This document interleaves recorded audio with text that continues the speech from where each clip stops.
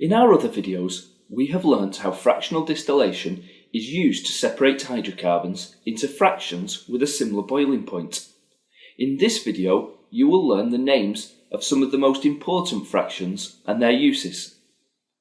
As you are now aware, large hydrocarbons have higher boiling points and so are removed at the bottom of the fractionating column. Smaller molecules condense higher up the column. We will now take a look at some of the common fractions as we move down from the top of the fractionating column. Some of the smallest molecules are between 1 and 4 carbons in length. This fraction has such a low boiling point that it is still a gas when it is removed from the very top of the fractionating column. This fraction is known as refinery gas or bottled gas. Bottled gas because it can be stored in bottles under high pressure. You could well have seen bottles of propane or butane running barbecues or heaters in your home, and these are examples of the refinery gas fraction. Petrol is between 5 to 7 carbons in length.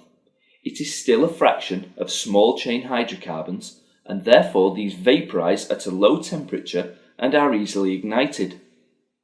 This makes it useful as a fuel in the internal combustion engine of a car or other vehicles. Naphtha is not such a useful fuel, but it is a valuable source of organic molecules which can be cracked to make more fuels or form alkenes. Alkenes can be turned into polymers, and polymers can make plastics which are used in our everyday lives. Kerosene has an important use as a fuel for jet engines, in aircraft and even in some rockets.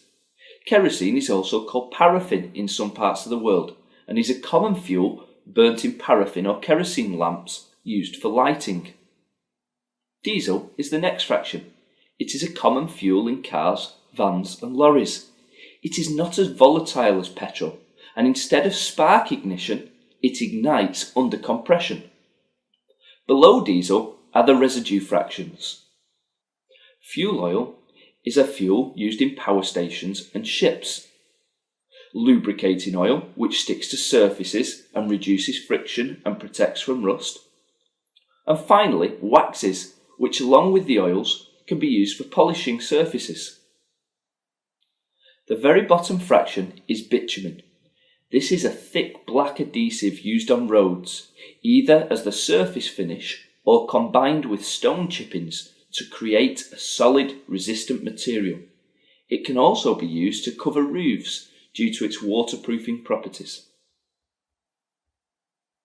All these fractions are separated from the crude oil mixture. To try and explain the importance of crude oil, consider these facts. There are estimated to be over 1 billion cars in the world, of which many will be using petroleum as their fuel. There are many million flights each year, each burning kerosene fuel. Not forgetting the mass of plastic that is made and used each day for products and their packaging. Even the bitumen used to surface and resurface roads around the world. As you can see, crude oil contains many useful products that just need to be separated from the crude oil mixture. Now, at the end of this lesson, you should have a better understanding of why crude oil is such a valuable resource and the use of each of the main fractions.